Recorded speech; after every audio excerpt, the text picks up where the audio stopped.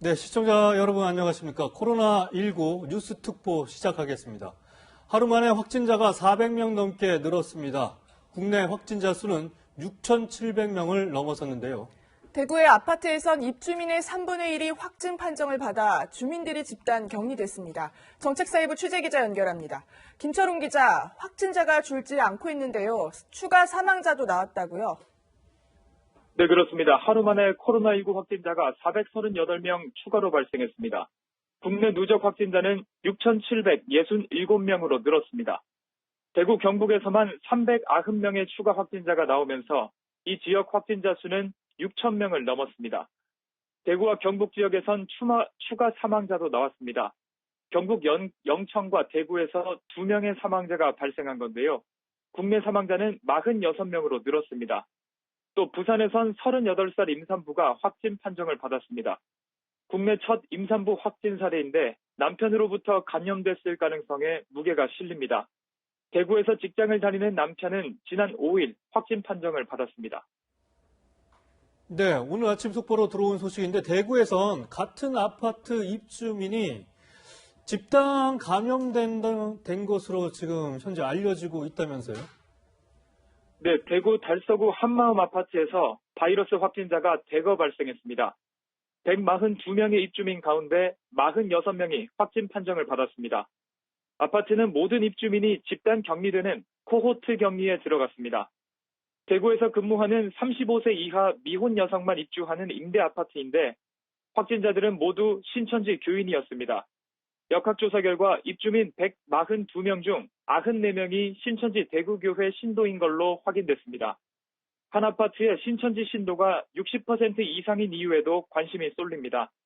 이런 상황에서 대구시는 신천지 교인에 대한 바이러스 검사를 오늘 중으로 완료할 계획입니다. 권영진 대구시장은 신천지 교인들이 검사를 거부하면 강제로라도 검사를 받게 하는 행정명령을 했다고 밝혔습니다. 지금까지 정책사회부에서 전해드렸습니다.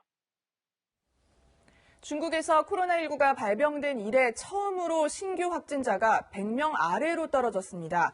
지난 2일부터 나흘간 확진자 수 100명대를 유지하다가 어제 하루 동안 확진자는 99명, 사망자는 28명 발생했다고 중국 보건당국이 밝혔습니다. 현재 중국 내 누적 확진자는 8만 명이 넘고 사망자는 3,070명으로 집계됩니다. 우리나라와 일본이 서로 입국을 제한한 것에 대해 세계보건기구 WHO가 화합해야 한다고 밝혔습니다. WHO 측은 코로나19라는 공동의 적을 대면하고 있다면서 정치적인 싸움을 하지 말고 생명을 구하는 데 집중해 줄 것을 당부했습니다. 한편 미국 언론들은 존스홉킨스 대학 자료를 인용해 코로나19 확진 사례가 전 세계적으로 10만 건을 돌파했다고 보도했습니다. 코로나19가 발병한 지 66일 만으로 전 세계 91개 나라에서 확진자가 나왔다고 밝혔습니다. 계속해서 뉴스 특보 이어갑니다. 전병률 차의학 전문대학원 예방의학과 교수, 이현종 문화일보 논설위원, 그리고 최영일 시사평론가 나오셨습니다. 어서 오세요. 네, 안녕하세요. 네, 방금 앞서서 이 현장에 나가 있는 취재기자와 소식을 알아봤지만 대구 달서구에 있는 복지회관 안에 있는 아파트 안에서 확진자가 무려 46명이나 나왔습니다. 뭐 지금 추가된 건 아니고 이게 역추적을 해보니까 이렇게 단체 확진자가 나온 것으로 뒤늦게 파악된 것으로 알려지고 있는데요. 정 교수님. 네. 이 뭐 아파트 단지에 대해서 코호트 격리가 내려졌다는 소식이 네. 아침부터 나왔는데 네. 제가 알기로는 의료기관만 코호트 격리가 되는 걸로 알고 있었거든요. 네. 이거 아파트에도 이런 식으로 내려질 수가 있는 건가요? 일단 이번 코로나19 감염의 심각성을 보여주는 그런 사례라고 볼 수가 있겠습니다. 방역 당국이 이 아파트를 특별히 코호트 관리를 하게 된 이유는 네. 이 아파트 관리자 방역 당국에서 예. 이 지도를 가지고 이제 발생한 지역을 전부 다 이제 마크를 하는 과정에서 네. 이 아파트 지역에서 환자가 집중적으로 발생한 것들을 확인을 했습니다. 이 아파트에서는 21일부터 환자가 발생을 했는데요. 네. 이 방역당국에서 조사를 하는 과정에서 집중적인 환자 발생이 있는 것을 알고 지난 4일 날 이 아파트 입주민 전체에 대한 이제 검사를 이제 실시하게 됐는데 문제는 46명이 확진 판정이 나온 것을 보고 이 아파트 주민들의 이동을 제한하는 또 그리고 외부인들도 일체 출입을 제한하는 그런 조치를 취하게 된 거죠. 네. 이게 바로 이제 그 코호트 격리라고 하겠습니다. 네. 예. 사실 이렇게 아파트가 전체 격리에 들어간 게 처음이거든요. 이런 집단 시설에서 이 확진자가 발생할 경우 이 격리 조치 어떻게 이루어지는 걸까요, 전 교수님? 일단 이 지역 주민들이 이제 141명이에요. 141명인데 다 35세 이하의 여성분들이 거주하고 있습니다. 그래서 이분들은 일단 밖으로 못 나오게 하는 과정에서 이제 필요한 생필품이라든지 이제 네. 그런 것들은 이제 우리 방역 당국에서 제공을 해주고 있고요. 예. 그리고 일단 자가격리 조치 상황에서 이상 증상이 있는지 없는지는 이제 방역 당국에서 매일 2차례씩 유선으로 확인을 하게 됩니다. 그리고 이제 이상 증상이 있는 경우에는 역시 이분들에 대해서 이제 생활시설센터라든지 또는 필요한 경우에는 의료기관에 격리 조치를 함으로써 네. 어떤 증상이 악화되지 않는 그런 조치가 이제 이루어진다고 보시면 되겠습니다. 예. 네. 이현정 위원께 좀 네. 여쭤보겠습니다. 지금 저희 앞서서 현장에 나가 있는 취재기자 얘기로도 이 아파트 단지에 지금 입주자가 한 110여 명 되는데 이 가운데 신천지 교인이 9명이 넘었다고 조사가 됐단 말이죠. 네, 그렇죠. 저는 여기서 궁금한 게 이렇게 많은 교인들이 한 곳에서 거주하는 것도 신기하고 도대체 어떻게 해서 이곳에 살게 됐는지 이것도 참 신기하더라고요. 그러니까 이게 이제 복지회관 안에 있는 2동짜리 아파트예요. 네. 그 아파트인데 이제 이 입주 조건이 임대 아파트인데 35세 이하의 이제 근로 여성을 산해서 이제 입주를 할 수 있다고 합니다. 그러면 뭐 누구나 신청을 할 수가 있겠는데 문제는 이제 보니까 여기 한 90명 이상이 이제 신천지 교인으로 밝혀진 겁니다. 네. 지금 이제 그 신천지 교인이 대구 시내에 보면 대구교회 신도들이 한 9천 명이 넘지 않습니까? 근데 이들을 추적하는 과정에서 이렇게 살펴보니까 주로 이제 집단 생활을 하고 있는 분들도 꽤 있어요. 예를 들어서 어떤 집을 하나를 얻어서 거기서 한 10명 정도씩 이제 집단 생활을 하고 있는 분도 있는 것 같은데 문제는 그거는 이제 자신들이 마련한 어떤 주택에 있는 경우고 이번 같은 경우는 이게 대구시가 관리하는 임대 아파트예요. 예. 이제 그런 상황이다 보니까 이게 대구시가 뭐 특정한 인사들에 대해서 특혜는 줬진 않을 거 아니겠습니까? 그러니까 그런 면에서 본다면 이게 예를 들어서 그 내에 있는 사람들이 그러니까 포교를 당한 것인지 아니면 신천지 교인들이 이쪽을 집중적으로 예를 들어서 임대 신청을 해서 들어간 것인지 이건 아직까지 모르겠어요. 네. 그러니까 그는 뭐 좀 더 밝혀봐야 되겠지만 어쨌거나 어떻게 한 곳에 이렇게 집중해서 살다 보니까 결국은 이 전염병이 굉장히 확산될 수 있는 어떤 면에서 보면 슈퍼 전파자 비슷하게 돼버리는 그런 양상이 돼서 아마 이 부분에 대한 것도 대구시가 좀 조사를 벌일 것 같습니다. 네. 결국에 이 격리 해제가 될 때까지는 정말 이분들이 계속 이곳에 갇혀 지내셔야 하는데요. 최영일 평론가님. 네. 가장 걱정이 식사 문제 같은 거일 것 같아요. 네. 식료품 지원 이런 것들 좀 어떻게 진행이 예, 될까요? 방역 당국에서 제공을 합니다. 예. 이 코호트 격리를 포함해서 이 격리 생활이 2주가 기준이지 않습니까? 그러니까 2주 동안 기본적으로 한 3가지 정도가 제공이 되는데요. 네. 첫 번째는 지금 대구시는 특별 이 관리 지역입니다. 네. 그리고 수당을 이제 지급하게 되고요. 예. 그리고 방역 물품을 이제 제공을 합니다. 그리고 2주 동안 당연히 하루에 3끼 식사를 해야 되지 않겠습니까? 네. 그러니까 식료품, 생필품을 방역 담당자들이 결국은 이제 방역 조치를 완전히 하고 네. 제공을 하게 되고요. 그것을 자가 안에서 조리해서 먹는 방식으로 이제 진행이 되게 되는데 2주 동안은 좀 생활이 불편하지만 네. 우리가 아산이나 진천에서 우한에서 처음 들어왔던 교민 700여 명을 생각을 해보시면 사실은 좀 감수해야 되는 안전 조치가 아닌가 싶습니다. 네. 사실 이 코로나19 검사를 거부하고 있었던 신천지 신도들에 대해서 오늘 대구시가 오전에 브리핑을 하면서 행정명령을 내리겠다. 말하자면 강제로 코로나19 검사를 검진을 받게 하겠다. 발표를 했습니다. 정 교수님, 네. 사실상 신천지 교인들이 네. 이 거부를 하는 사례가 있다고 해서 대구시가 굉장히 난처했었잖아요. 네, 그렇습니다. 이렇게 강제 조치는 법적인 근거가 네, 있었나 보죠? 전염병 예방 및 관리에 관한 법률에 따라서 네. 의심이 되거나 그런 경우에는 이제 방역 당국이 직접 조사를 명할 수가 있습니다. 이런 경우에는 아마 이 교인들이 네. 선별 검사소나 보건소에 직접 내원토록 하는 경우인데 직접 내원하지 않을 경우에는 보건소 요원들이 직접 이 교인들이 살고 있는 거주지로 방문할 수도 있겠습니다. 이제 그렇게 해서 만약에 검사를 거부한다. 그렇게 되면 이제 법령에 따른 고발 조치가 이루어지고요. 네. 또 그렇게 되면 바로 이제 벌금이라든지 그런 처분을 받게 됩니다. 네. 저희가 지금 오전에 방금 한 11시쯤에 대구시장 권영식 시장이 브리핑을 하면서 이 대구 현재 신천지 신도들이 집단 감염이 우려되고 있는 이 아파트 단지에 대해서 관련된 얘기를 했는데요. 직접 들어보시도록 하겠습니다. 달서구 성당동 한마음 아파트 확진자 발생 상황에 대해 말씀드리겠습니다. 100세대 규모의 임대 아파트입니다. 142명이 입주한 것으로 파악되었습니다. 확진자들의 거주지 분포도를 분석하던 중 해당 아파트에서 많은 확진자가 발생한 사실을 확인하고 심층 조사한 결과 입주자 중 94명이 신천지 교인인 것으로 확인되었습니다. 이 아파트 입주자 중 현재까지 발생한 확진자는 46명이며 네, 정 교수께 네. 다시 한번 좀 추가적으로 여쭤봐야 될 것 같은데 이 아파트 단지가 지금 신천지 교인들이 많이 있었고 확진자도 실제로 46명이나 나왔단 말이에요. 네. 그렇다면 아파트 단지를 중심으로 해서 다른 지역 사회에 감염됐을 가능성이 높다고 봐야 되는 겁니까? 네, 그렇습니다. 예. 왜냐하면 여기에 입주하신 분들이 아무래도 외부 활동을 또 하지 않았겠습니까? 그러면 이분들이 사실상 그 보건당국에서 지난달 21일 날 첫 확진제 통보를 했습니다. 그렇다면은 이분들은 계속해서 집단 생활을 하면서 많은 접촉이 있었을 거예요. 네. 그리고 또 이분들이 대외적인 활동을 하면서 역시 또 바이러스를 상당히 많이 좀 전파했을 가능성이 있습니다. 네. 따라서 이 아파트 입주민들 전원에 대한 접촉자 조사를 하는 것이 대단히 중요합니다. 이 접촉자 조사를 함으로써 이분들이 얼마나 많은 분들에게 또 감염을 일으켰는지가 확인이 되는데 상당히 우려가 되는 그런 상황이라고 할 수 있겠습니다. 네.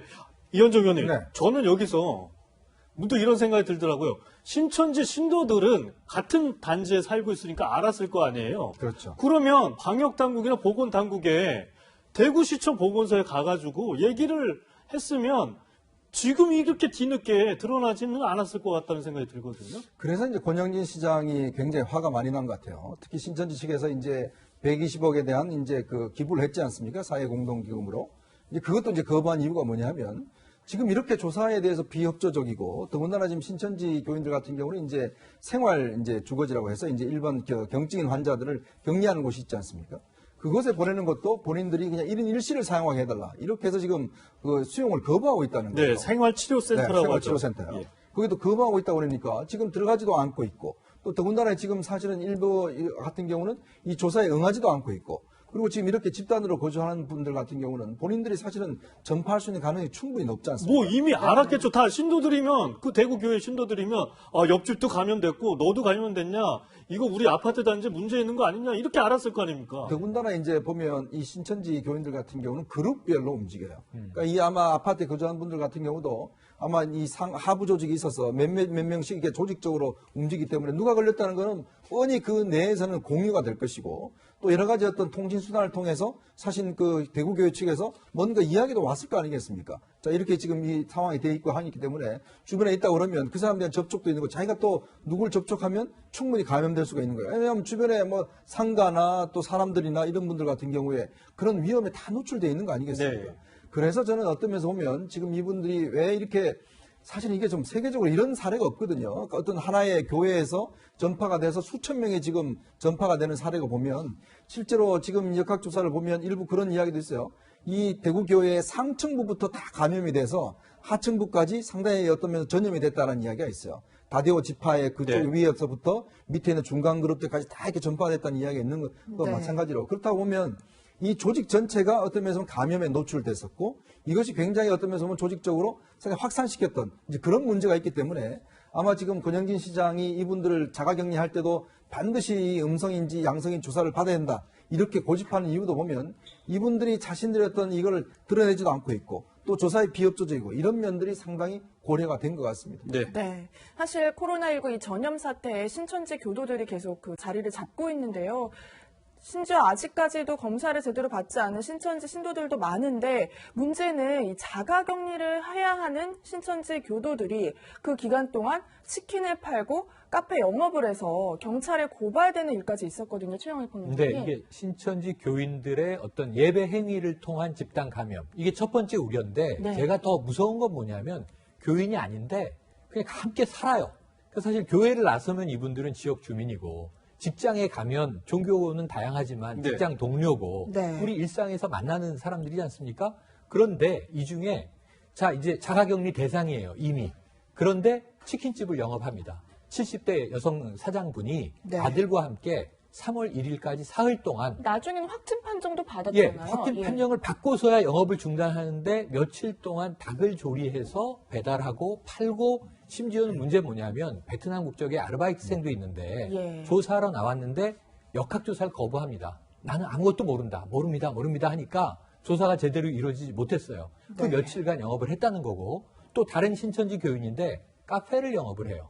근데 이분도 확진 판정이 되고서야 영업을 중단하고 자가격리 상태에서 계속 개업을 하고 있으니까 수십 명의 주민이 카페를 이용했어요. 네. 그러면 신천지 교인이 아닌 지역 주민들이 동네 카페에 모였고 닭을 사 먹고 했는데 감염 위험에 빠뜨린 것 아닙니까? 저는 신천지에서 공식적으로 우리가 최대 피해자다.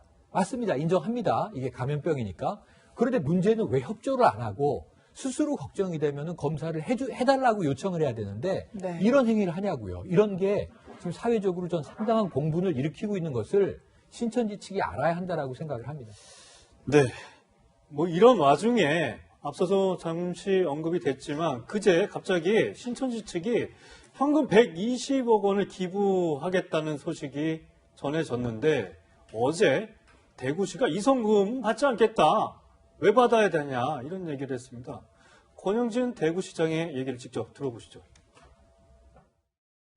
힘닿는 데까지 최선을 다해서 경무에 인적, 물적 지원을 아끼지 않겠습니다.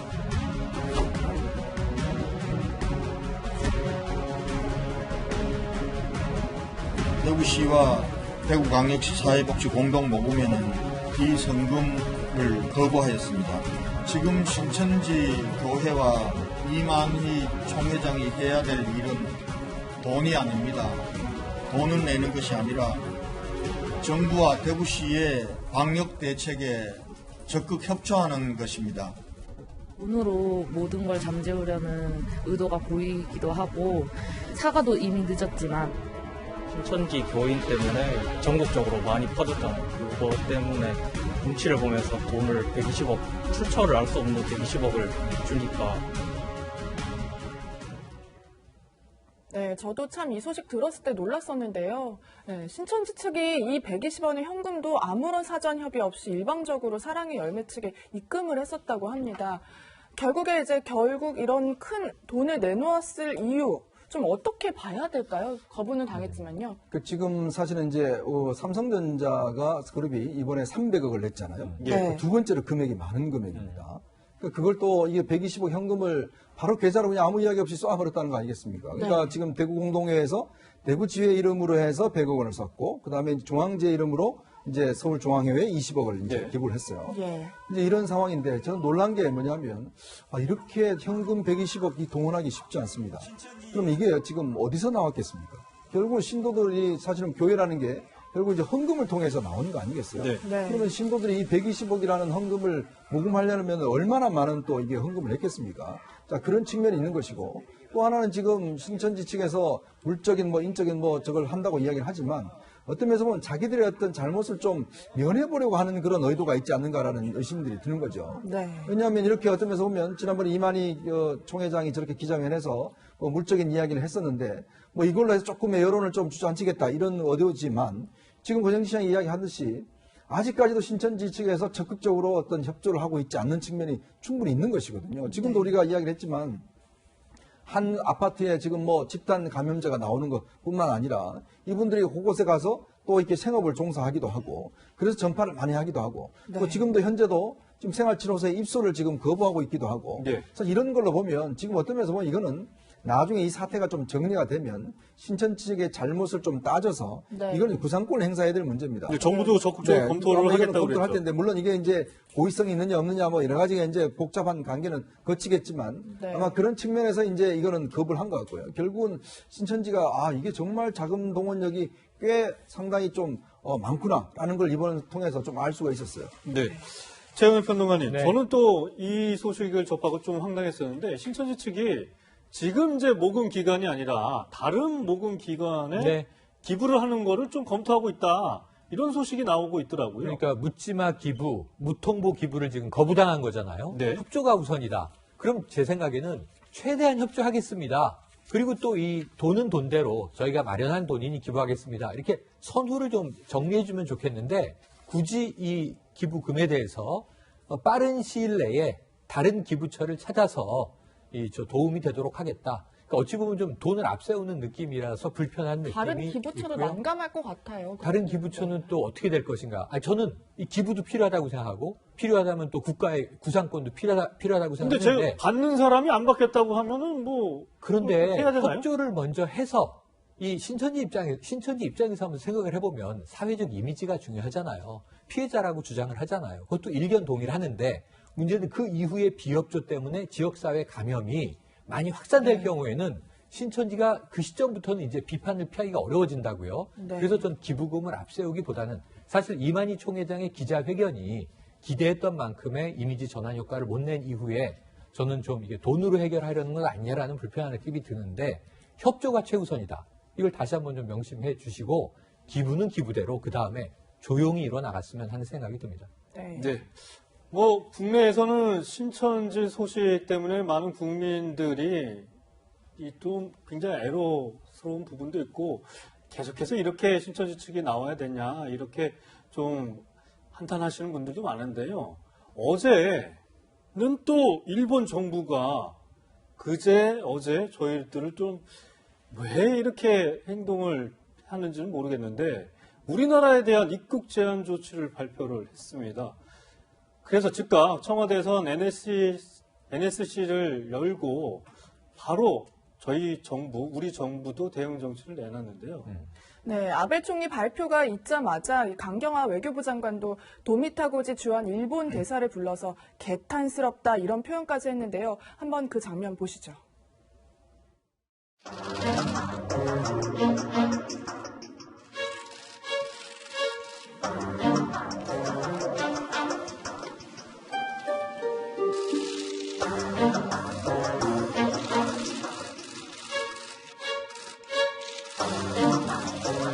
노골적인 입국 제한 강화 조치를 취한 데 대해 우리 정부의 엄중한 입장을 전달하기 위해서입니다. 사전 통보도 없이 조치를 강행한 데 대해서 개탄을 금할 수가 없습니다.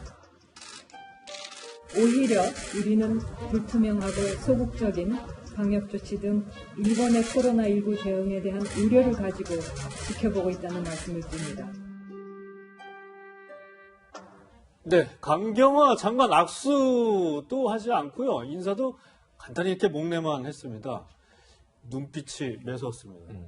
저 장면을 보니까 얼마 전에 아마 일본 즉 외무상이 우리 그 대사를 조치해서 강제징용 판결 관련해서 굉장히 이 불만을 토로하는 네. 생중계가 됐지 않습니까? 예. 이제 그 장면을 연상시키는 장면 같은데요.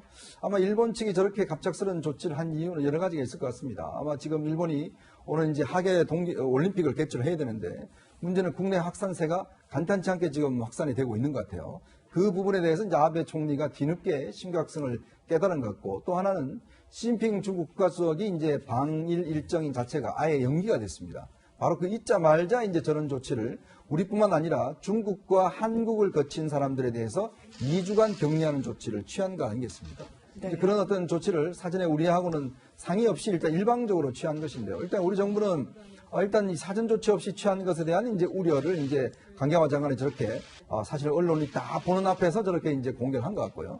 그리고 또 이제 그동안 일본과의 관계가 상당히 좋지 않았기 때문에 그런 면도 상당히 있었던 것 같은데 네.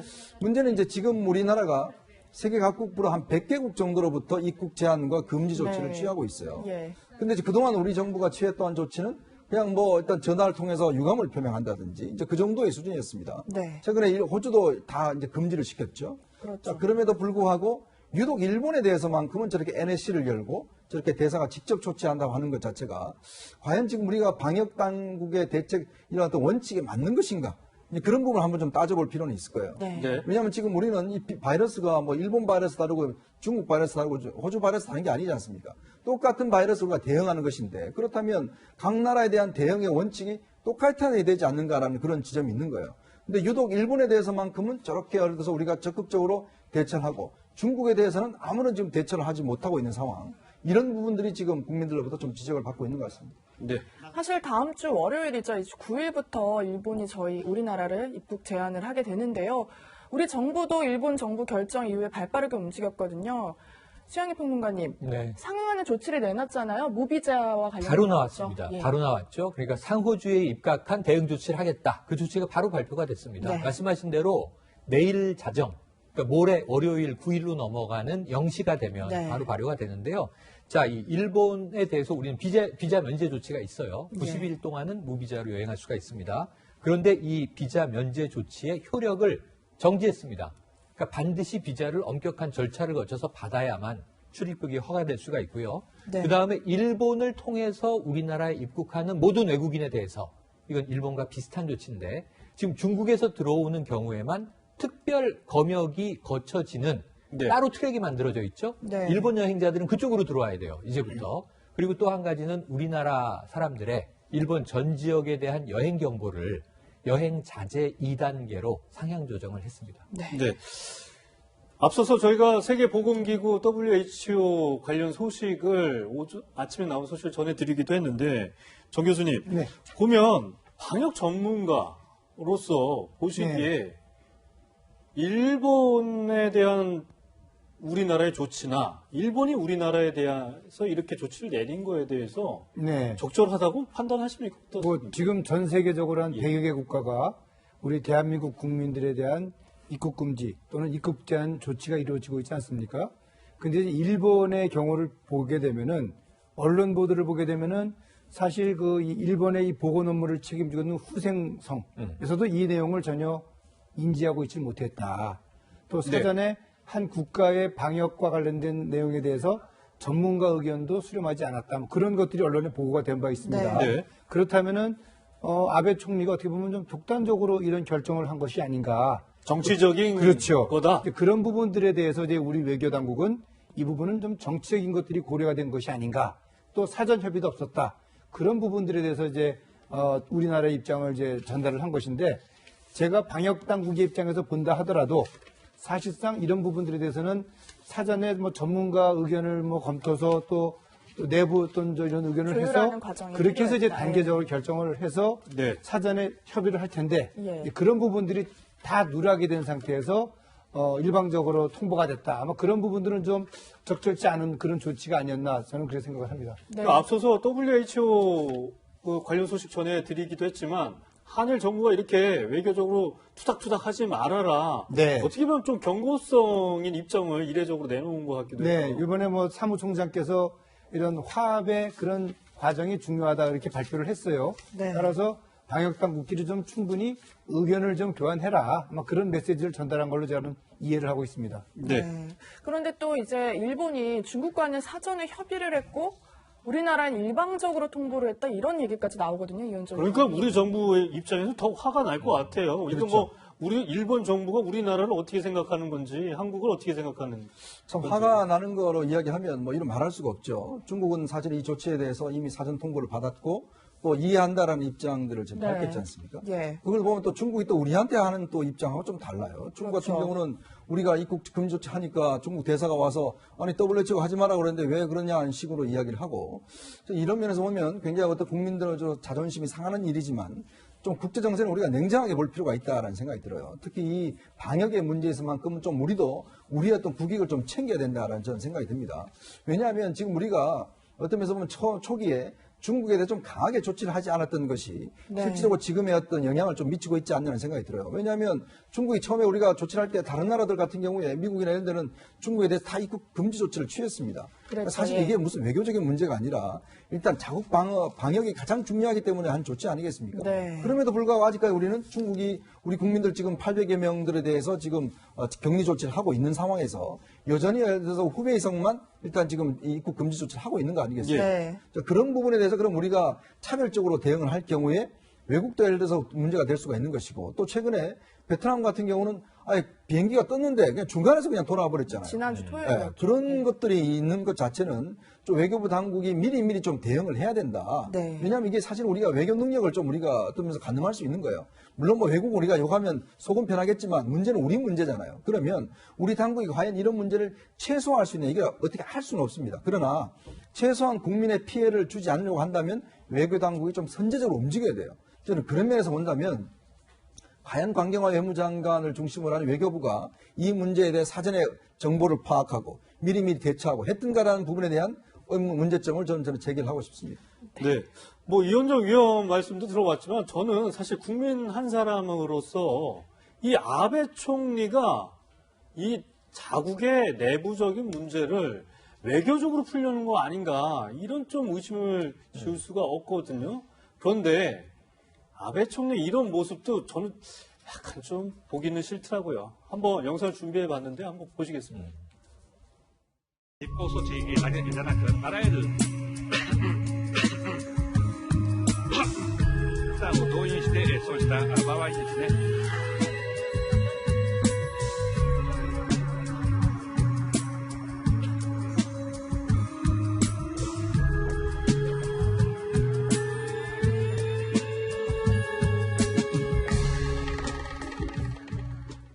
네, 아베 총리가 계속해서 뭐 기침을 하고 건강 상태는 별로 좋아 보이지 않는데 어쨌든 저는 공공장소에서 기침을 하는 모습이 뭐 일본 국민들도 그렇고 저희들이 보기에는 썩 좋아 보이지 않는 것 같습니다. 어쨌든 이렇게 소매로 가리려고 하는 모습은 보이는데 최영일 평론가님 네. 좀 어떻게 보셨어요?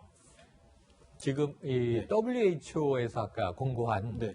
저는 약간 이제 WHO는 각 국가에 대해서 이 중립적 역할을 취해야 되잖아요. 그러니까 한일 간의 화합을 통해서 해결해라. 지금 이게 정치적 갈등이라고 얘기를 했어요. 제가 놀란 건 정치적이라는 표현을 이 세계보건기구가 썼다는 겁니다. 근데 문제는 뭐냐면 이게 또 해외에서 보기엔 막 서로 맞대응하고 싸우는 것 같지만 전 지난해에 좀 악몽이 떠올라요. 왜냐하면 수출 규제 갑자기 일본이 했잖아요. 백색 국가에서 우리를 갑자기 제외했잖아요. 네. 그래서 우리는 거기에 대해서 맞대응을 했는데 그러면 일본이 처음에 도발을 했고 우리는 대응을 했어요. 이번에도 똑같아요. 일본이 먼저 갑자기 입국 조치를 꺼냈는데 아베 총리는 독단적으로 이야기를 했고 후생성과 관방성의 해석이 달라요. 우리가 지금 격리라는 표현을 쓰지만 처음 했던 얘기는 대기라는 표현을 썼습니다. 네. 2주 동안 대기. 그리고 호텔에서 대기시키겠다. 근데 아직 장소도 제대로 예. 안 정해졌다. 그럼 우리가 여행을 오지 말라는 얘기죠. 쉽게 말하면. 사실상 오지 말라는 네, 사실상 여행 오지 마라. 오면은 호텔이나 뭐 펜션이든지 방에 가두고 2주는 대기시키겠다. 여행 오지 말라는 의미인데 이게 법률적인 근거가 뭐냐. 일본 외신도 물어보고 있고 네. 일본 내에서. 관방성은 이 권고 조치지 강제 조치 아닙니다. 이런 얘기를 또 했어요. 후생성은 방역상 필요한 조치라고 얘기를 해요. 일본 내에서도 일파만파인데 네. 아베 총리의 아까 그 피곤한 모습과 기침에 전 담겨있는 속내는 지금 이게 사면 초과인 아베 총리가 뭔가 돌파구를 찾아야 되는데 지난해 수출 규제 이 백색 국가 제외와 또 비슷한 카드를 들고 나왔다. 그게 하필이면은 국제 공조가 더 긴밀해야 하는 이 방역 문제에서 나왔다는 게 조금은 마음에 걸리는 대목입니다. 네, 사실 일본은 크루즈선에서 감염자들과 사망자들이 많이 속출했고요. 그리고 사실 그걸 제외하고 나서도 지금 계속 늘고 있는 상황인데요. 미국 언론들이 그래서 이 일본 내 감염자 수가 빙산의 일각이라는 비판을 좀 제기를 했습니다. 어제 뭐 일본에서 진행된 검사도 한 250건을 좀 넘어서 하루 최대치의 6%에 불과했다 이렇게 얘기를 하는데요. 사실 검사를 안 해서 제대로 안 나오고 있다. 그 감염자 수가 이런 지적이 나오고 있거든요. 전 교수님 어떻게 네, 보시나요? 그렇습니다. 우리나라의 경우에는 하루 검사 건수가 15,000건이 넘습니다. 예.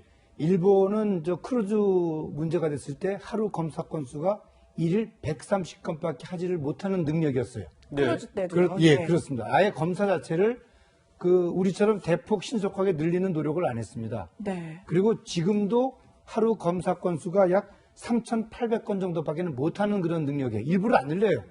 그런데 어제 검사한 건수가 258건이에요. 그러니까 자체적으로 검사할 수 있는 물량의 10%도 안 되는 그런 검사를 합니다. 네. 왜 그렇게 하는 겁니까? 검사 기준 자체가 상당히 엄격합니다. 예를 들어서 호흡기 증상이 있고 네.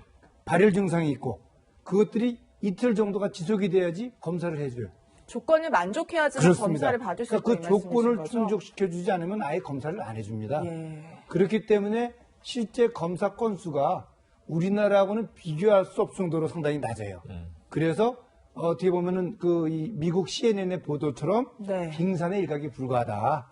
우리나라는 정말 열심히 검사하거든요. 아주 정확하게. 예. 근데 그런 면에서 일본이 지금 소위 말하는 선진국으로서의 책무를 제대로 못하고 있다. 이렇게 꾸짖는 기사다. 저는 이제 그렇게 보고 있습니다. 이게 뭐 정치적으로 아베 총리 좀 뭐 속셈이다, 계산이다, 뭐 이런 얘기도 있고 올림픽하고도 연관이 있기 때문에 일부러 검사 이 개수를 이 폭을 줄이는 게 아닌가라는 비판도 계속해서 나오고 있습니다.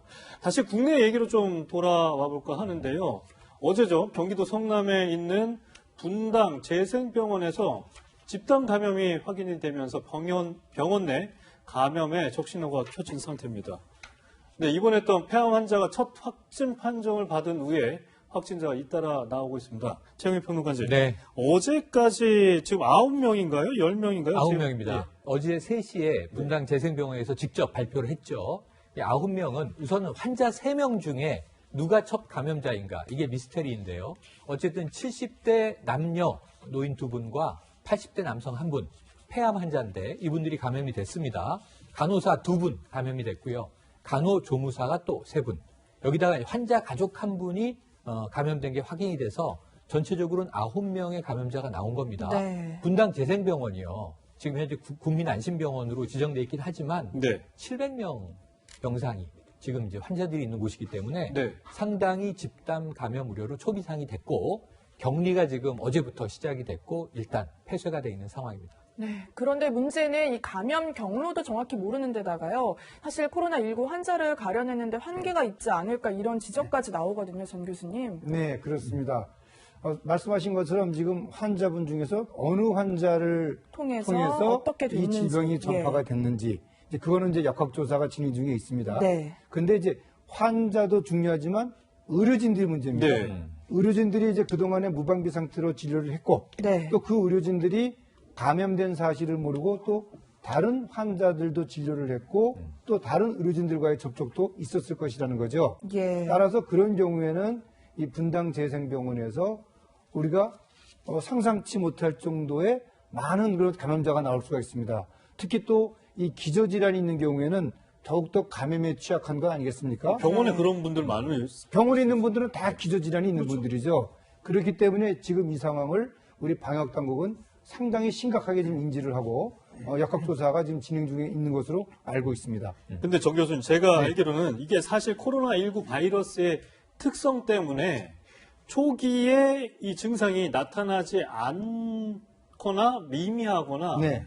이런 것 때문에 사실 전파력이 높다라는 분석들이 계속 나왔잖아요. 네, 그렇습니다. 이번 이 재생병원 사례에서도 사실상 환자들이 병원이니까 네. 금방 열을 매일매일 체크할 거고 그런데도 뒤늦게 밝혀진 거 보면 네. 이 바이러스 자체의 특성이 병원 감염을 막을 수 없는 구조가 아닌가 이런 생각도 좀 네. 들더라고요. 말씀하신 대로 예. 의료진의 입장에서는 상당히 이 대항하기가 어려운 그런 질병입니다. 이래서 아주 특징적인 증상이 있으면은 의료진들이 바로 그 증상을 파악해서 검사를 할 수가 있는 그런 아주 유리한 점을 가질 텐데 이 질환은 증상을 보이지 않는 상태에서 네. 바이러스를 배출하는 특징이 있습니다. 그러니까 이 환자들의 경우에도 뒤늦게 이제 폐렴 증상이 보여서 검사를 해보니까 이제 코로나19 확인이 된 경우거든요. 네. 근데 그 경우는 이미 어떻게 보면은 감염이 되고 또 다른 사람을 전파시키는 그런 양상이기 때문에 병원 감염을 사전에 미리 완벽하게 막는 데는 한계가 있다. 상당히 싸우기가 어려운 질병이다. 그렇게 보시면 좋을 것 같습니다. 네. 정 교수께서는 2015 메르스 때도 사실 보건당국에서 역할을 하셨었잖아요. 네. 그때 제가 알기로는 이 국민안심병원이라는 게 제대로 이렇게 기능을 해서 굉장히 국민적으로도 호응을 많이 받고 그랬던 걸로 알고 있는데 그렇다면 앞서 말씀하신 것처럼 이 코로나19 바이러스에 그런 특징이 있다면 이 국민안심병원 그러니까 호흡기 질환자와 비호흡기 질환자를 구분할 수 자체가 없는데 이 국민안심병원 운영하는 효과가 있을까요? 네, 물론 그 무증상 감염이 있기 때문에 어떻게 보면은 상당히 감별하는 것은 쉽지 않습니다. 네. 그러나 그럼에도 불구하고 병원을 이용하는 환자분들은 취약계층이기 때문에 일단 호흡기 증상이 있는 분들과 또 호흡기 증상이 없는 분들을 구분을 해서 진료를 받게 해야지 네. 그렇지 않으면 병원에서 섞이게 됩니다. 섞이게 되면은 그때부터는 상당히 통제가 어려운 그런 양상이 발생되기 때문에 국민안심병원은 지금처럼 계속해서 정상적으로 가동이 돼야만 합니다. 보완책들을 계속해서 좀 만들어내는 게 중요하다는 말씀이시군요. 일단 의료진과 환자 모두가 이 마스크를 착용을 해서 병원에서는 무조건 마스크를 착용을 해야 됩니다. 그래야지만이 바이러스를 배출하고 또 바이러스가 또 들어오는 것들을 막을 수가 있는 거죠. 네, 사실 이 분당 재생병원이 하루에도 1,400여 명 이상의 사람들이 오가는 또 지하철역 근처에 있는 병원이라고 해서 사실 더 감염의 위험이 큰 거 아니냐 이런 우려의 목소리가 나오거든요. 그런 감이 커져요. 사실 성남시의 가장 중심가에 있는 거거든요.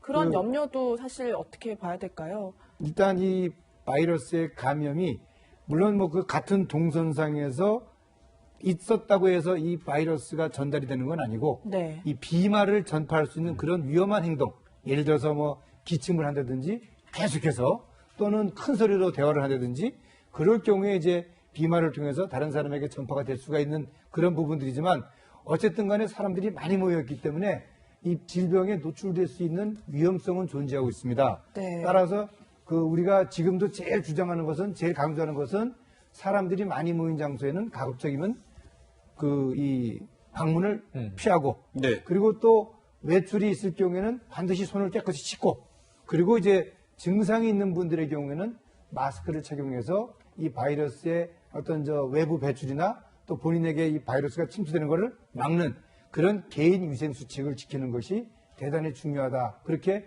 인식을 해주시고 또 그렇게 실제로 활동을 하셔야 되겠습니다. 네.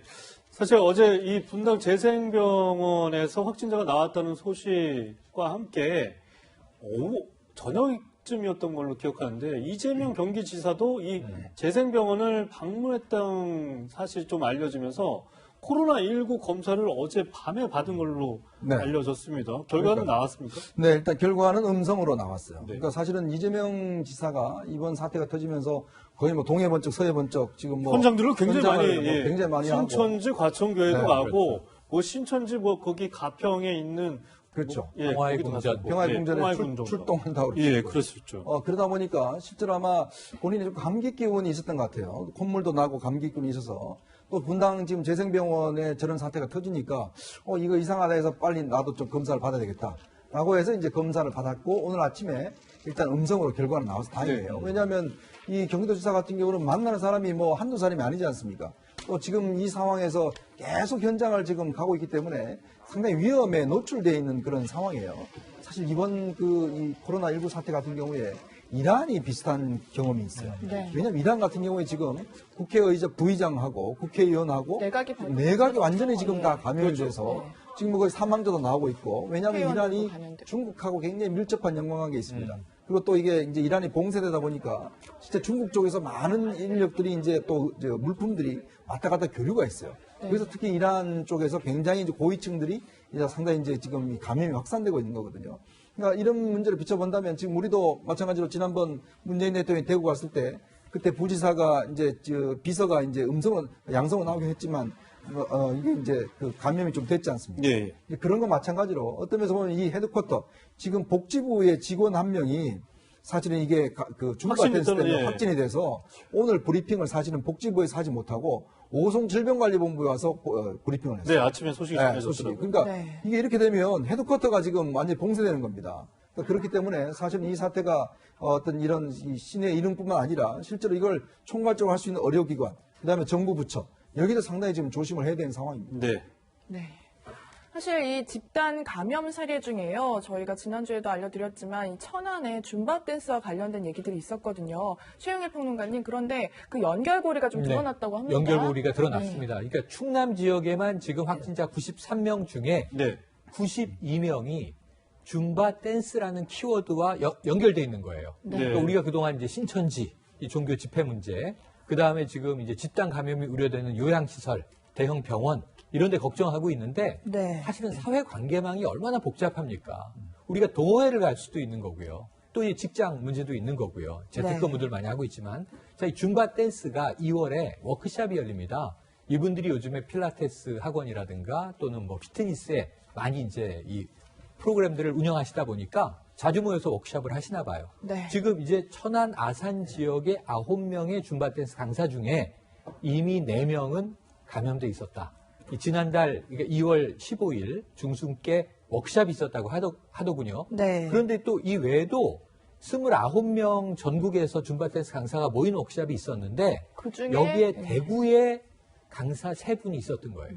그러니까 아마 대구에서 워크숍에 참석한 강사를 통해서 다른 지역, 특히 천안 아산에서 열린 워크숍이다 보니까 이 지역 강사가 9명 중 4명이 감염되면서 이게 수강생들에게도 퍼져나가고 여러 가지 전파망을 지금 또 작동을 시켜서 지금 이 90명이 넘는 감염자를 속출하게 한 상황이라 지금 뭐 신천지도 피해자다라는 말씀 아까 드렸지만 줌바 댄스가 죄가 있는 건 아니잖아요. 그런데 결국은 이런 또 이 운동을 통한 감염망이 확인되고 아까 이현정 의원님 말씀 맞다나 저는 또 이 보건복지부 직원 감염이 이게 방역 때문에 그런 것인가 했는데 의외로 우리가 생각하지 못했던 생활이나 취미의 여러 가지 모임들에서 감염의 위험이 있다는 것을 또다시 증명해준 사례가 되고 있습니다. 집단 감염의 우려가 계속해서 커지면서 이 경북 지역 내 요양시설의 집단 감염도 비상인데요. 확진자가 무더기로 발생한 봉화 푸른 요양원은 추가 감염이 우려가 되고 있습니다. 관계자들의 얘기 한번 들어보시죠. 거기는 입소 요양원이시다 보니까 고령자분이 아무래도 많죠. 열이 좀 있는 편이시고요. 기침 좀 하시고.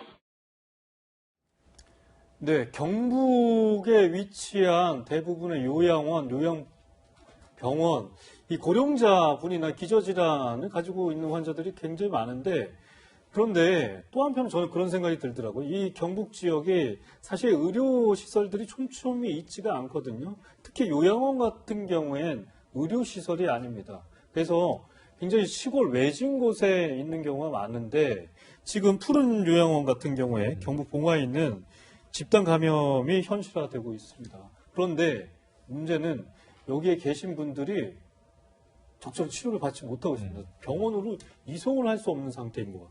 네, 정 교수님. 저는 이 집단 감염 사례가 가장 우려가 되더라고요. 지금 51분이 이 확진 판정을 받았잖아요. 푸른 요양원. 그렇습니다. 그리고 대부분 고령자였어요. 어떻게 대처를 해야 됩니까? 사실 이 방역 당국이 가장 걱정하는 그런 부분들이 이 고령자 또는 기저질환 있는 분들, 이제 그런 분들의 집단 감염 발생이 제일 우려가 되는 부분인데, 사실 봉화의 그 요양원에서 발생한 이 상황은 상당히 지금 심각한 상황입니다. 그래서 저분들을 그 경상북도 지역에 있는 이 병원으로 빨리 이제 이송을 해서 의료진들로부터 진료를 받도록 지금 조치가 이루어져야 되는데, 아직까지 이 병상이 지금 제대로 지금 확보가 되고 있지 못한 상황입니다. 따라서 지금 이 경북 도내에서도 최우선적으로 저분들이 지금 진료를 받을 수 있도록 병상에 대한 그 재분배 작업에 지금 최선을 다하고 있는 것으로 알고 있습니다. 빠른 시간 내에 이송이 돼서 적절한 진료를 받도록 했으면 하는 그런 바람이 지금 간절합니다. 네. 아무래도 사망자가 계속 꾸준히 나오고 있는 상황에서 이런 부분에서 이 보건당국이 조금 더 빠르게, 재빠르게 이 대처를 해야 되는 상황이 아닌가 이런 생각이 들고 있습니다. 네. 다음은 좀 요즘에 가장 국민들이 관심 있는 사항이라고 볼 수 있겠는데, 마스크 얘기를 좀 해보겠습니다. 아시는 것처럼 다음 주 월요일부터 마스크를 정해진 요일에만 살 수 있는 공적 마스크 오부제가 실시가 될 예정인데요. 이 신분증 검사는 어제부터 시범으로 시작됐는데요. 이 약국마다 확인도 제각각이고 시민들의 혼란은 여전했습니다. 박선영 기자가 현장 취재했습니다. 20대 남성 이세현 씨가 동네 약국들을 분주히 드나듭니다. 오전에 들렀다 마스크가 없어서 허탕친 3곳을 포함해 오후부터 약국을 5곳째 돌고 있지만 이미 팔렸거나 문을 닫았거나 입고된 마스크가 없었습니다. 오후에 5번째로 마지막으로 한 가게였거든요, 여기가. 일주일 가까이 쓴 마스크는 오늘도 갈지 못했습니다. 이것도 사실 한 일주일 가까이 썼거든요. 그렇게 해야죠, 뭐. 될 수 있어요. 서울 서대문구의 약국. 마스크가 입고됐다는 소식에 시민들이 줄을 서 기다립니다. 그런데 신분증이 없으면 안 판다는 안내를 받고 발길을 돌립니다.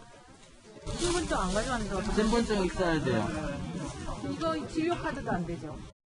양천구에 있는 다른 약국은 신분증을 보지도 않고 명단에 이름만 적게 합니다. 신분 확인 기준이 약국마다 제각각인 겁니다. 그런데 엄마와 할아버지와 함께 마스크를 사러 온 초등학생에겐 신분증이 없다며 아동 마스크를 팔지 않습니다. 애도 쓰고 나가야 되는 상황인데 1시간가량을 줄을 섰는데 애기는 가족이기 때문에 2장밖에 안 된다라고 말씀. 약국에 주민번호를 적어놓고 마스크를 산 다음 전산망에 입력하기 전에 다른 약국을 찾아가 마스크를 중복 구매하는 사람들까지 있습니다. 딴 약국 가신 거예요? 그럼 나쁜 사람이 너무 10명이 있었어요. 125명에 10명. 마스크 오부제 본격 시행이 코앞으로 다가왔지만 현장의 혼란과 시민의 불편은 여전했습니다. 채널A 뉴스 박선영입니다. 네, 마스크 오부제, 뭐 5일제, 요일제라고 뭐 어떻게 불러야 될지 모르겠는데 저도 살면서 이런 표현은 처음이라서 다음 주 월요일부터 실시가 됩니다. 제가 1975년생이거든요. 최욱일 평론가. 네. 저는 금요일날 이제 마스크를 살 살 수 있더라고요. 금요일에 따져보니까. 네. 최 평론가께서는 언제 사실 수 있어요? 지금 이거 물어보시면 자꾸 나이가 공개되더라고요. 예. 그래서 저는 이 두 번째 10자리 숫자를 가리고 네. 끝자가 6자입니다. 아, 예, 그러시군요. 다 추정하시겠지만. 네. 그럼 저는 월요일입니다. 월요일날? 그러니까 이제 우리가 10진법을 쓰고 있잖아요. 그러니까 0에서 10까지의 숫자를 이 둘로 이제 5수로 쪼개는 겁니다. 자, 월요일에는 마지막 출생연도 숫자가 1과 6. 네.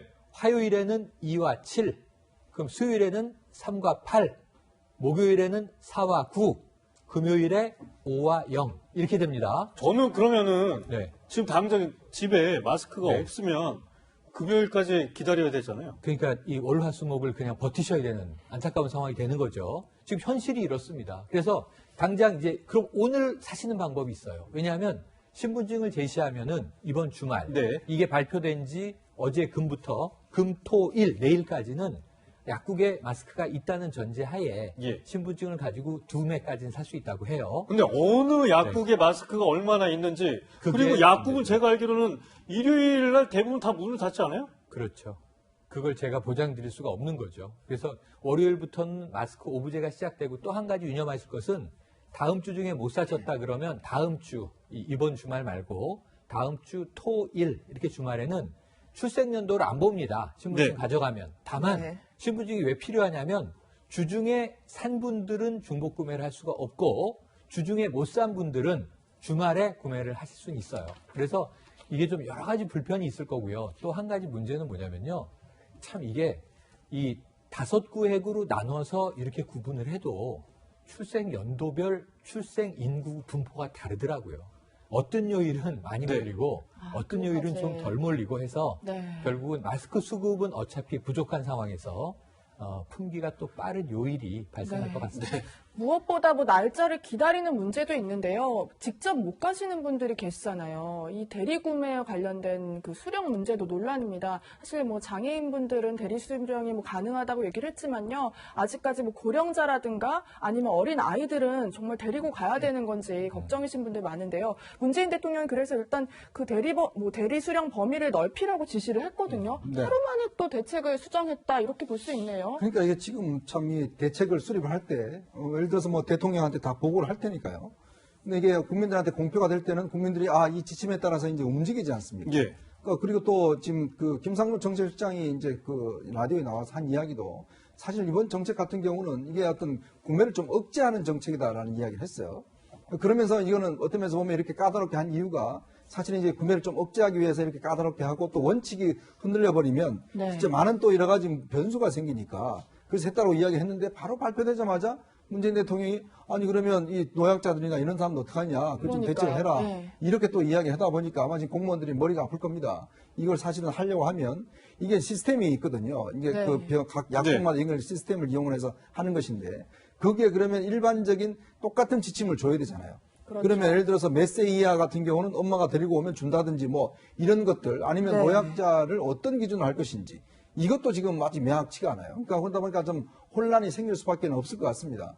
그리고 지금 보면 아까도 말씀하셨지만 이 날짜별로 이 진폭이 굉장히 커요. 제가 보니까 저는 월요일인데 화요일 날 보니까 굉장히 많습니다. 화요일인가요? 네, 화요일 날 그 태어난 분들이 꽤 많아서 화요일이 많은가요? 네, 화요일 날 많아요. 그러니까 그런 것도 이제 문제일 것이고 그다음에 이제 이게 문제는 또 공급량이에요. 예. 지금 문제는 이게 지금 한 500만 장 정도, 600만 장 정도가 공급된다는 전제하에서 지금 이런 정책을 하는 거거든요. 근데 우리나라가 지금 보면 대충 1000만 장 정도 생산하는데 네. 문제는 이 점점 공급량이 떨어지고 있다는 게 문제예요. 이러다 보면 앞으로 아마 이제 일주일에 지금은 2장이잖아요.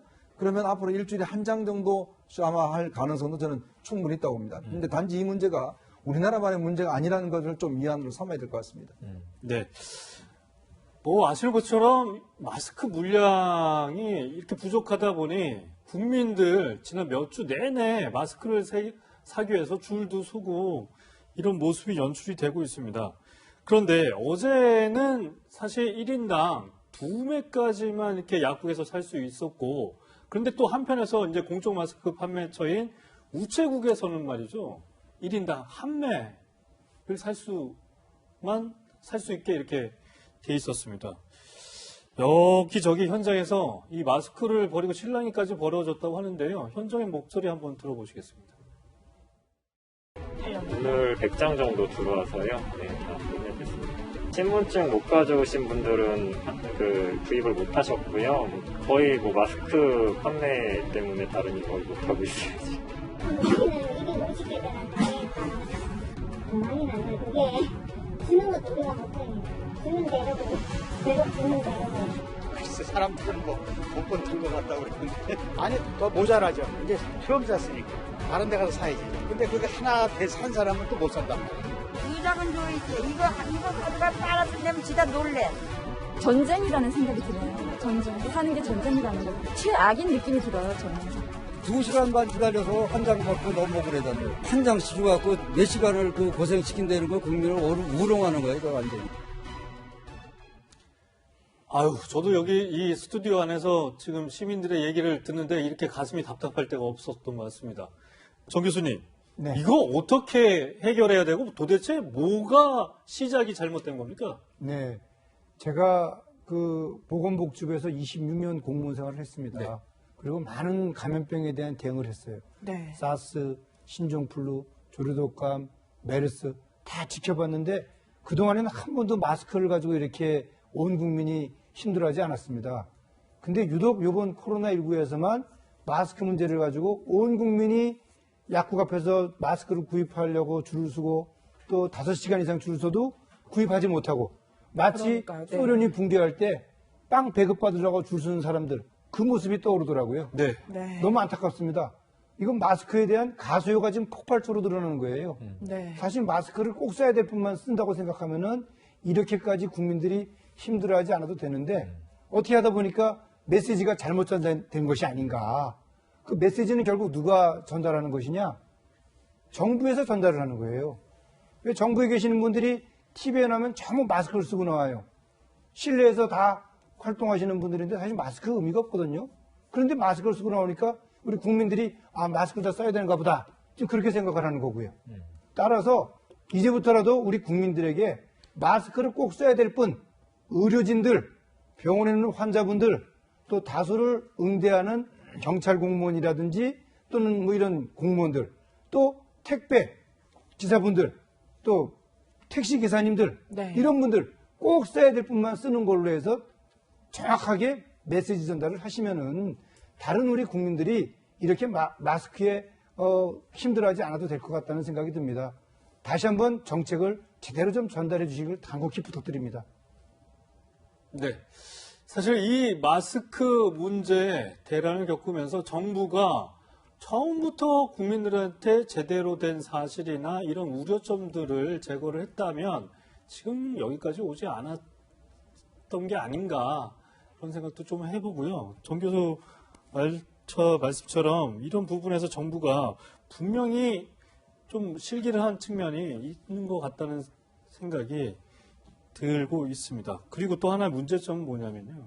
이 공적 마스크 공급량이 문제가 되면서 일반 마스크 업체들도 제대로 생산을 못할 정도의 이제 관리, 그리고 여기가 뭐 어떻게 보면 이 생산량이나 공급량을 통제하는 게 말이 되느냐 이런 반발들도 이어지고 있는 것 같은데요.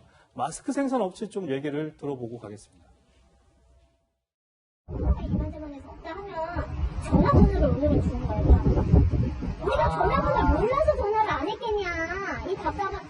상대부나 기획재정부 여러 군데에서 막 와가지고 문제점이 뭐냐? 필터죠, 필터. 완전 재료가 없는데 무슨 50%가 있고 뭐 몇 프로가 있고 단가가 뭐가 있고. 네, 최영일 평론가님. 네. 마스크 업체들의 말도 좀 맞는 것 같아요. 이게 정부가 사실 사회주의 국가도 아니고 공급량이나 생산량 통제를 하고 원가도 못 미치게 이렇게 뭐 주장입니다, 일방적인. 네, 맞습니다. 이게 지금 이제 생각을 해보시면 정부 입장에서는 계획이 있죠. 지금 최소한 1인당 뭐 2장의 마스크를 이제 공급해야 한다. 하루 2개라고 예상을 해보죠. 그러면은 이 우리나라가 생산해내는 마스크 양이 하루에 1,100만 개가 최대인데 주말까지 가동을 해서 정부는 최대 1일 1,400만 개 정도까지 생산하도록 하겠다. 근데 생산은 정부가 하는 게 아니잖아요. 기업이 하는 것이지. 그러니까 기업을 독려해야 되는 거예요. 주말까지 일하도록. 자, 그런데 문제는 뭐냐면 가격은 통일을 해버렸어요. 개당 1,500원. 공적 판매처를 통해서 파는 것은. 근데 공적 판매처가 물량의 80%를 팔아요. 이렇게 되면 업체는 이제 정부의 계획에 맞춰야 되다 보니까 자, 이제 야근해야죠. 그 다음에 특근해야죠, 주말에. 그렇게 해서 공장은 풀가동해야 되는데 문제는 가격은 제한돼 있죠. 그럼 만약에 지금 문제가 된 업체 중에 하나가 이제 치과 용품 납품하는 업체가 지금 화면에도 나오는 것 같은데. 지금 우리는 중국에서 원자재를 수입하는 게 아니다. 국내에 품질 좋은 원자재를 쓴다. 정부 가격에 맞추면 우리는 손해를 보면서 생산을 해야 되는데 기업이 왜 그래야 하느냐. 고로 우리는 생산을 아예 중단하는 게 낫겠다라는 결정을 했다라는 거죠. 보도에 따르면. 그 이후에 이제 정부 당국에서 원만한 합의점을 도출하고 있다라고 하는 또 이제 후속 입장이 나오긴 했습니다만 제가 보기에는 원천적으로 좀 이 뭔가 균형점을 찾기 어려운 게임이 시작된 것 아닌가. 그래서 마스크에 대해서만은 이것은 지금 이제 일반 소비재가 아니라 이제 공공재가 된 것 아니냐. 오히려 이제 재난 방어 구호용품이 된 것 아니냐. 지금 여러 가지 좀 새로운 개념들이 축돌하고 있는데요. 네. 어쨌든 정부를 중심으로 교통정리가 돼야 될 상황인데 원칙은 뭐냐 하면 정부의 계획을 시장이 따라갈 수가 없다는 현재 상황으로 보여집니다. 네. 저희가 이번 주에도 코로나19 관련 궁금증을 좀 준비해 보았습니다. 먼저 첫 번째로 들어볼게요. 이 동전 노래방, PC방도 위험 이 얘기인데요. 사실 경남 창녕의 한 동전 노래방에서 이 코로나19 확진자들이 무더기로 발생한 사실이 알려지면서 이 동전 노래방이 감염 통로가 될 수 있다는 우려가 커지고 있습니다. 전 교수님, 사실 아이들이 계약도 미뤄지는 상황에서 이런 뭐 동전 노래방이라던가 PC방 이런 곳을 갈 수가 있는데요. 마스크를 끼고 마이크를 잡고 노래를 한다고 해도 또 마스크를 끼고 모니터를 보고 하지만 마우스를 또 만지잖아요. 그래도 좀 이렇게 감염될 수 있는 전파력이 있을까요? 네, 있습니다. 왜냐면은 이 비말이 손에다 묻습니다. 손에. 예를 들어서 노래방에서 노래하지 않습니까? 그러면은 노래를 또 격렬하게 하기 때문에 침방울이 사방팔방으로 튑니다. 그리고 그 침방울이 예를 들어서 저 마이크에도 묻고요. 또 요즘 노래방 가면 이렇게 원격 조정하는 장치 있지 않습니까? 거기에도 묻습니다. 그러면 아이들이 돌아가면서 마이크 잡고 돌아가면서 리모컨 잡고 그러면은 손에다 묻습니다. 그럼 손에 묻은 것도 노래 부르면서 또 얼굴도 만지고 이러는 일이 벌어져요. 당연히 감염됩니다. 그리고 또 PC방 가서 콜록콜록 기침하다 보면 키보드에 마우스에 침방울이 튀어요. 그럼 만지다 보면 손에다 묻습니다.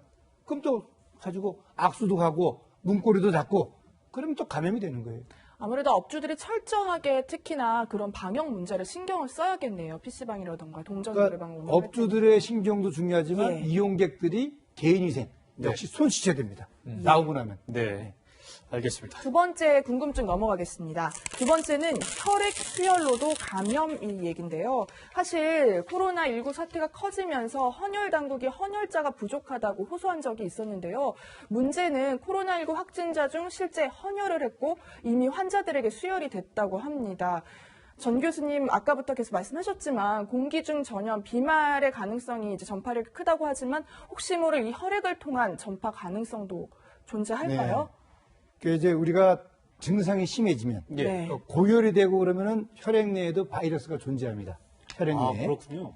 혈액 내에 바이러스가 존재하고 그 바이러스가 사실은 헌혈을 하고 수혈을 하는 과정에서는 들어갈 수는 있습니다만 우리가 헌혈을 하게 될 때 아주 정확하게 신체 검사를 합니다. 네. 체온이 36.5도 이상이 되면은 헌혈 대상자에서 제외가 돼요.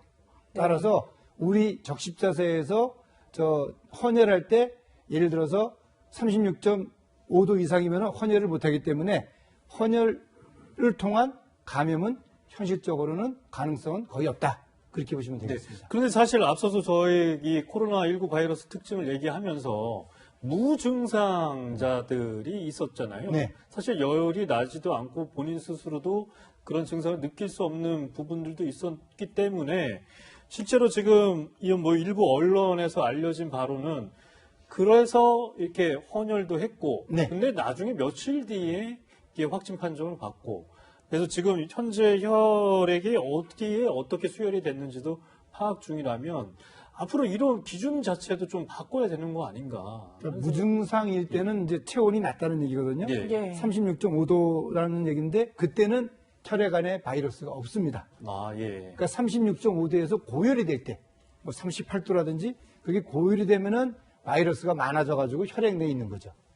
안심하셔도 됩니다. 네, 알겠습니다. 마지막 궁금증입니다. 아이들과 관련된 건데요. 이 여름방학이 일주일이라는 지금 얘기들이 나오고 있어요. 사실 지금 초중고의 개학이 미뤄지면서 올 여름방학이 일주일 혹은 일주일도 안 될 거란 얘기가 나온다고 하거든요. 최영희 공장님. 네, 이론적으로 가능한 이야기예요. 왜냐하면 지금 이제 3주가 개학이 미뤄졌어요. 거의 한 달이죠. 저희 아이들은 지금 석 달째 겨울방학입니다. 겨울방학이 거의 한 달 미뤄진 셈이에요. 그러니까 지금 일주일에 수업 일수가 5일이에요. 그러니까 교육부는 지금 15일을 미룬 겁니다. 그런데 이것을 어떻게 할 거냐? 법정 수업 일수가 있어요. 연간 190일은 수업을 받아야 돼요.